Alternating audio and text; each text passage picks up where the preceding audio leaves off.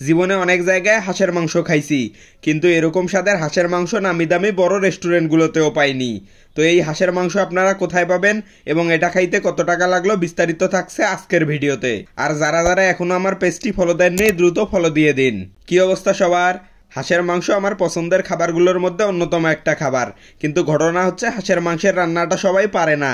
এজন্য দেখা যায় হোটেলে ভালো পরিমাণ টাকা গচ্ছা দিয়েও মনের মতো হাঁসের মাংস খুব কম জায়গাতেই পাই। মানুষের কাছে ডাবল সুইচ গেটের হাঁসের মাংসের গল্প শুনতেছিলাম বেশ কিছুদিন থেকেই, তাই আর লোভ সামলাইতে পারলাম না।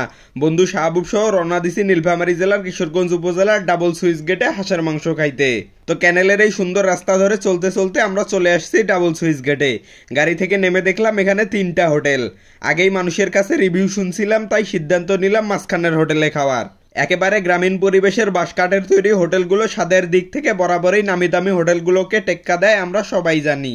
যাই হোক, এক চাচাকে দেখলাম রাজহাঁস কাটতেছে। শুনলাম এটা কিছুক্ষণ পরেই রান্না করা হবে। এখন কি কি আছে সেটা দেখার জন্য চলে আসতেই প্রথমে নজর কাড়লো হাঁসের মাংস। দেখলাম হাঁসের মাংস ছাড়াও খাসি সহ আরো বেশ কিছু তরকারি রান্না করা হয়েছে। তবে গরুর মাংস নাই কেন সেটা জানতে চাইলে ওনারা হিন্দু ধর্মের ভাইদের ব্যাপারটা তুলে ধরলেন। তো তারপর বন্ধু শাহবুব সহ বসে গেলাম খাইতে। এই যে মাংসের বাটিটা দেখছেন, এটা 150 টাকার বাটি। এখানে ছোট বড় মিলে 7-8 পিস মাংস হবে। শুনলাম যখন ঝোল নিব তখন আরো 2 পিস মাংস দিবে।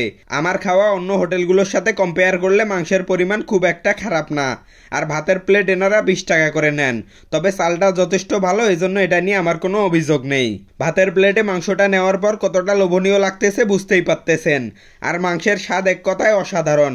আমি এখন পর্যন্ত যত জায়গায় হাঁসের মাংস খাইছি এটাকে তার মধ্যে বেস্ট বলা যায়। ওদিকে দেখলাম বন্ধুও অনেক মজা করে খাচ্ছে।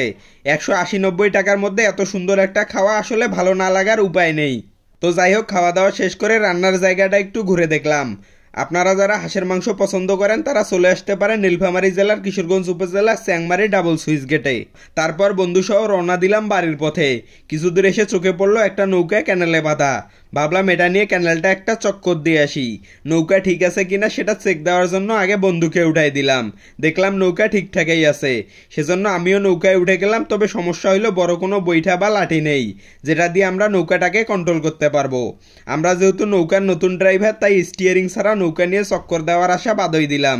এই ছোট ভাইকে দেখলাম আমাদের কাছে আসতেছিল, তাকে বড় বইটার কথা বললাম, সেও ব্যবস্থা করে দিতে পারলো না। তাই আবার গাড়িতে উঠে বাড়ির উদ্দেশ্যে রওনা দিলাম। আর ভাবলাম আরেকদিন স্পেশাল ভাবে এই নৌকা চালাইতেই আসবো। সেদিন বড় লাঠি বা বইটা না পেলেও এই ছোট লাঠি দিয়েই নৌকা চালাবো। আর সাথে থাকবেন আপনারা সবাই। তো এই ছিল আমাদের আজকের ভিডিও। দেখা হচ্ছে পরবর্তী ভিডিওতে। সে পর্যন্ত সবাই ভালো থাকবেন। আল্লাহ হাফেজ।